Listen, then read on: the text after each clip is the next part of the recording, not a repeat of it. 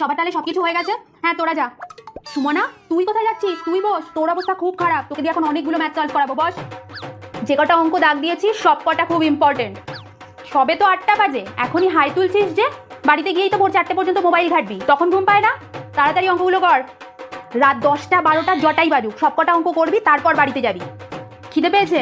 চামুড়ি খাবি? আনছি। দেখে দেখে করবি না কিন্তু অঙ্কগুলো, আমি রান্নাঘর থেকে সব দেখতে পাবো। এনে চামুড়ি এনেছি, একটুখানি খা। হয়েছে তোর? দেখে সবে 3টে হয়েছে, 8 ঘন্টা টাইম দিচ্ছি, বাকিগুলো কর। শোন, উপপাদ্য দেখে করবি, তুই কিন্তু 33 আর 34-এ খুব গুলিয়ে ফেলিস। যা, এখন পরীক্ষা ভালো হবে। আর শোন, এখন গিয়ে শুয়ে পড়বি, কিছু অঙ্ক করার দরকার নেই। সকালবেলা ঘুম থেকে উঠে একবার চোখ বুলিয়ে নিবি, তাহলেই হবে। যা। আর এই শোন, এক্সাম হলে কারোর সাথে বক বক করবি না, তোর কিন্তু স্বভাব আছে। একটা অঙ্ক যদি ভুল হয়েছে বা ছেড়ে এসেছিস, তোকে মজা দেখাবো কিন্তু আমি।